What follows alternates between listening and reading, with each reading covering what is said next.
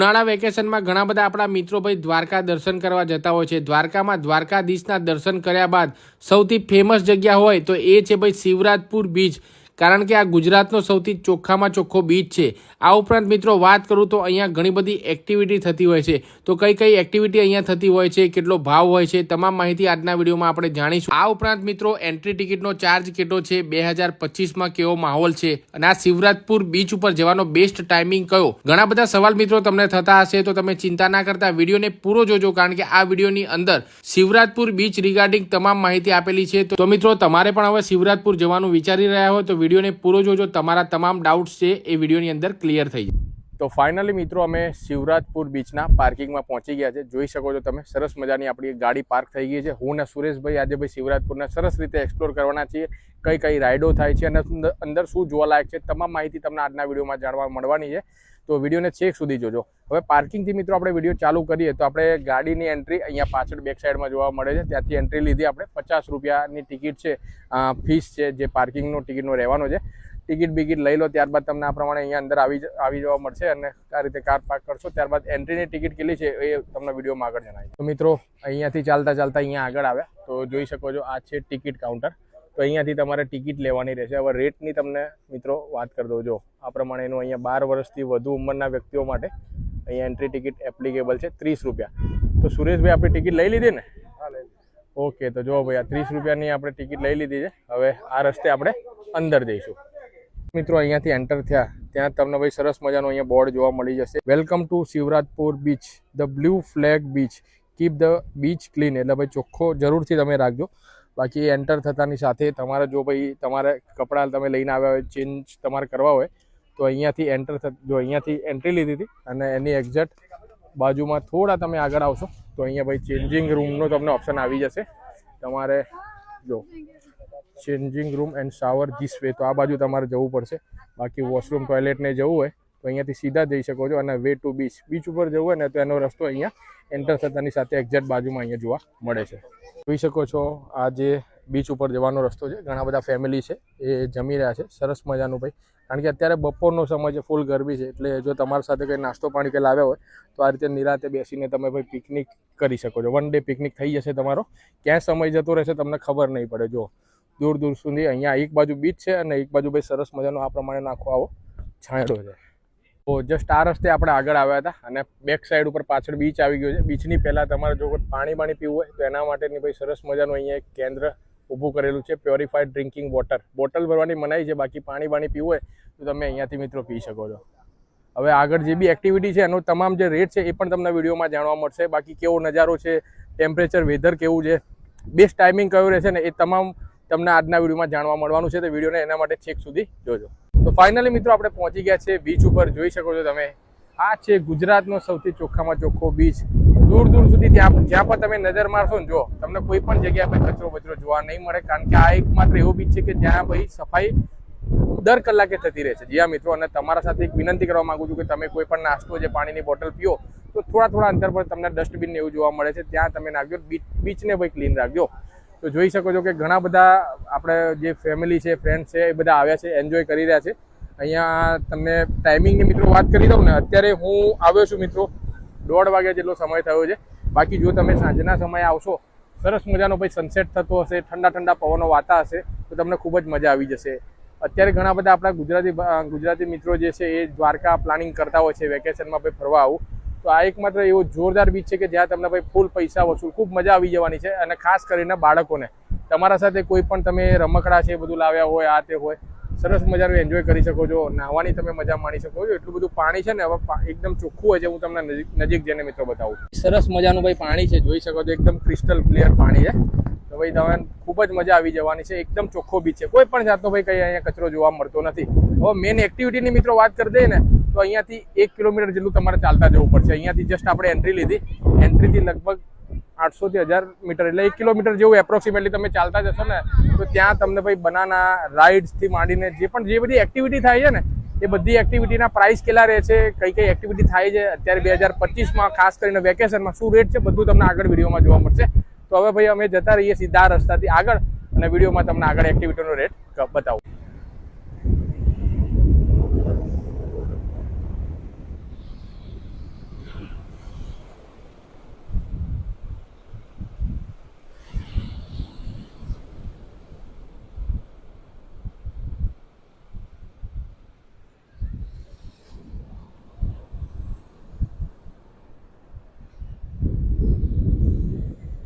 Just મિત્રો આગળ આપણે વાત કરી સ્વચ્છતાની, થોડા આપણે ચાલતા આગળ આવ્યા છે, અહીંયા પાછળ હવે નજીક પહોંચવા આવ્યા છીએ અને મને એક જગ્યા પર જો આ પ્રમાણેનો ભાઈ કચરો જોવા મળ્યો, જ્યાં આ ચમચી નાખેલી છે, ત્યારબાદ આ પાણીનું ઢાંકણું છે, ત્યારબાદ આ પ્રમાણેની પ્લાસ્ટિકની બોટલ છે. પછી આપણે જેવું કહેતા હોઈએ છીએ કે ભાઈ શિવરાજપુર બીચમાં તો ક્યાં ચોખ્ખાઈ છે, પરંતુ જો આપણે ચોખ્ખાઈ નહીં રાખીએ તો મિત્રો બીચ ક્યાંથી ક્લીન રહેશે. એટલે એક રિક્વેસ્ટ મિત્રો કરવા માંગુ છું કે ધારો કે મિત્રો તમે પાણી પીઓ છો તો બોટલ છે એને ડસ્ટબિનમાં નાખો, ખાવા પીવા લઈને આવો છો તો સાથે તમારે એક પ્લાસ્ટિકની પોલિથીન પ્લાસ્ટિકની એક બેગ લઈને આવવાની, જેથી કરીને તમારો નાસ્તો એવું બધું થઈ જાય.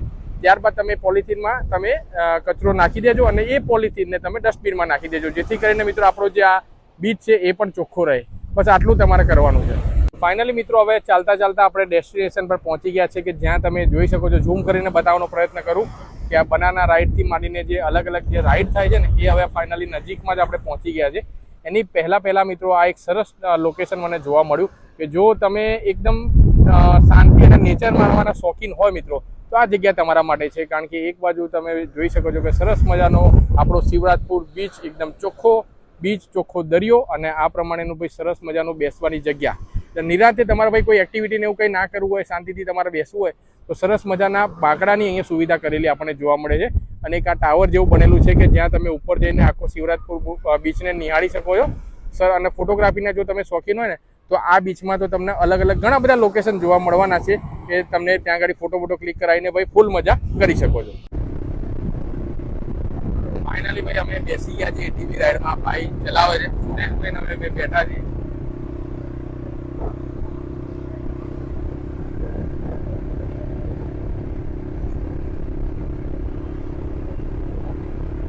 શિવરાજપુર આવો તો ભાઈ એટીવી રાઈડ એકવાર કરજો, અને ખાસ કરીને જો તમારા સાથે કોઈ બાળક હોય ને, બાળકને તો ભાઈ આ એટીવી રાઈડમાં ખૂબ મજા પડી જવાની છે.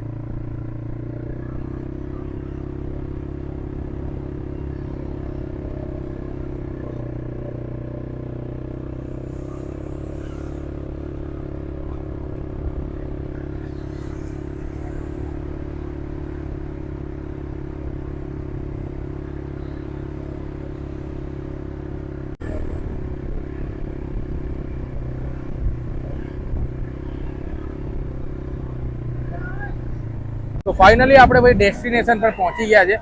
દૂર સુધી તમે જ્યાં પણ નજર મારશો ને બધી જ એક્ટિવિટી, બધી જે રાઈડ છે ને એ આ જગ્યા પર થતી હોય છે. ને આપણા સાથે ભાઈ જોડાઈ ગયા છે. કેમ છો ભાઈ? મજામાં? આપણે જે વોટર સ્પોર્ટ એક્ટિવિટી અહીંયા થાય છે એનું નામ જણાવી દો અને તમારું નામ આપણા વ્યુઅરને જણાવી દો. આશાપુરા વોટર સ્પોર્ટ છે, મારું ઓનર છું, મારું નામ છે માણેક રાહુલ. માણેકભાઈ રાહુલભાઈ. ઓકે. તો રાહુલભાઈ હવે આપણને ભાઈ બધી રાઈડો કઈ થાય છે રેટ સાથે આપણને જણાવશે. તો રાહુલભાઈ તો આ જે રાઈડ છે ને આગળ આવી જાય આપણે, આ કઈ રાઈડ કહેવાય? બનાના રાઈડ છે. આમાં 6 ની સીટિંગ આવશે. 6 ની સીટિંગ. અને આમાં કોઈ એવું એજ લિમિટ છે કે આટલાથી નાના બાળકને ના બેસાય એવું કઈ? 10 પ્લસ ઉપર. 10 પ્લસ એટલે 10 વર્ષથી ભાઈ ઉંમર વધારે હોય ને બધા લોકો બેસી શકે છે. અને કેપેસિટી કેટલી રહેવાની આની?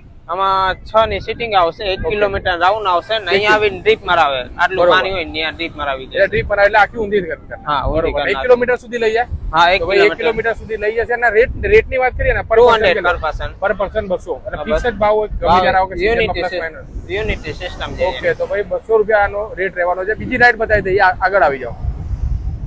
તો આ જે આપણે મસ્ત મજાનું ભાઈ કઈક ગોળ દેખાયું રહ્યું છે સોફા જેવું, તો આ રાઈડ કઈ છે? આ ડિસ્કો બોટ છે. Disco boat. ઓકે, બરોબર. એના 4 રાઉન્ડ હોય અહીંયા. અચ્છા, 4 રાઉન્ડ થાય? 4 રાઉન્ડ હોય આના. ઓકે. 6 ની કેપેસિટી હોય. આની 6 ની કેપેસિટી. હા, અને સેફટી માટે જેકેટ ફરી સેફટી માટે જેકેટ અહીંયાથી તમે જેકેટ બધાને નવા પહેરાવી દેશો. અહીંયાથી બધું પ્રોવાઈડ કરશો. સેફટી માટે બધું ધ્યાનમાં રાખવામાં આવે છે, જે બી સેફટી ગાઈડલાઈન છે બધી. જેકેટ તમને સેફટી જેકેટ અહીંયાથી પ્રોવાઈડ કરશે. તમારો સાથે રહેશે. અંદરથી તમે નજીક થોડા આવી જાવ, અંદરથી તમને બતાવી દઈએ તો આ પ્રમાણેનું બોર્ડ રહેવાનું છે. અને આમાં શું હેન્ડલ પકડીને બેસવું પડે? હા, હેન્ડલ પકડીને બેસવાનું છે. અને આમાં કોઈ પડવાનું કેવું કઈ બીક ખરી? ના, એવું કઈ નહીં, રિસ્ક નથી. આમાં રિસ્ક નથી ને? ઓકે. તો ભાઈ આ રાઈડ બી અચૂકથી કરજો. આનો બી રેટ સેમ છે, 200 રૂપિયા? 200 પર પર્સન. પર પર્સન 200 રૂપિયા. આનો પણ રેટ ભાઈ સેમ છે.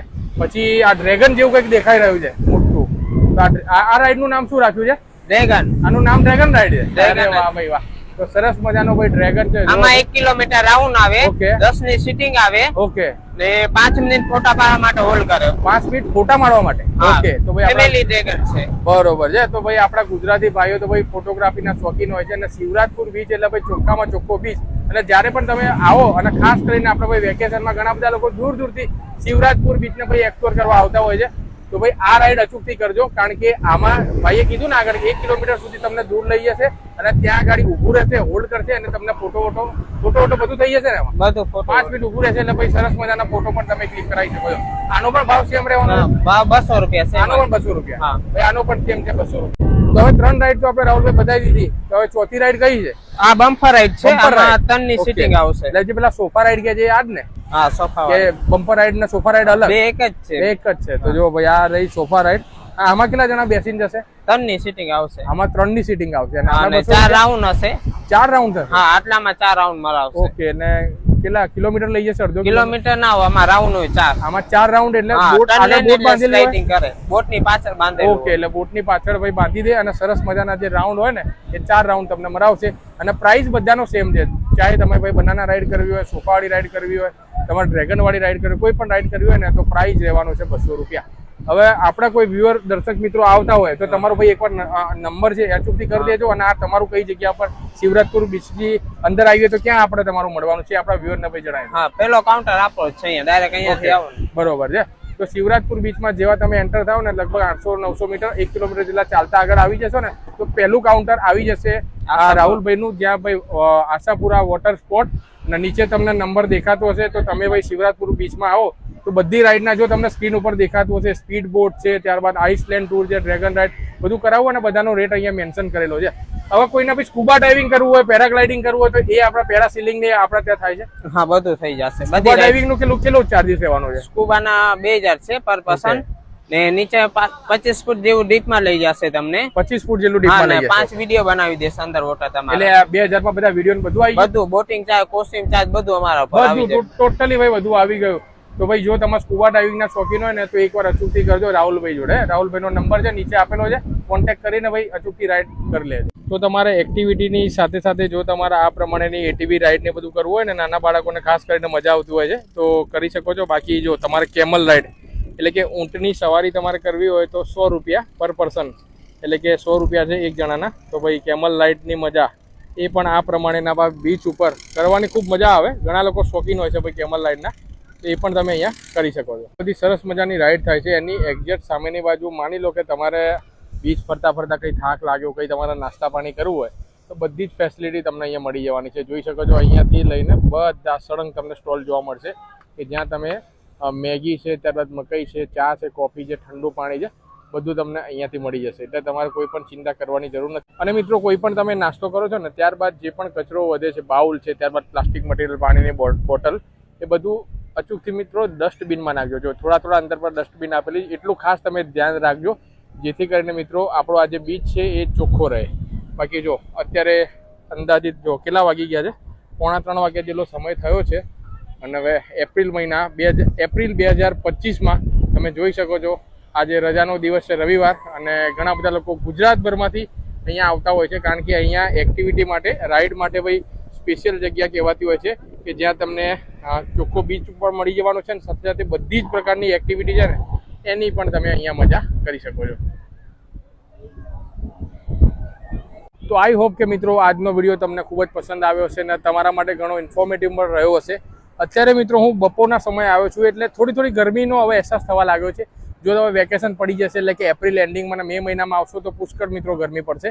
તો હવે બેસ્ટ ટાઈમિંગની આપણે શિવરાજપુર પર આવવાના ટાઈમિંગની મિત્રો વાત કરી દઈએ તો તમે સાંજના સમયે આવજો, એટલે કે બપોરે 4 વાગ્યાની પછી આવજો, જેથી કરીને તમે સનસેટનું પણ તમે સારી રીતે તમે એન્જોય કરી શકો અને તમને ગરમી પણ એટલી બધી નહીં લાગે અને બેકગ્રાઉન્ડમાં તમે બધી એક્ટિવિટી છે એને પણ સારી રીતે મિત્રો કરી શકો છો. અત્યારે મિત્રો જોઈ શકો છો કે ઘણી બધી જગ્યાએથી અલગ જો દૂરથી બધા લોકો ભાઈ આવ્યા છે અહીંયા ને એન્જોય કરી રહ્યા છે.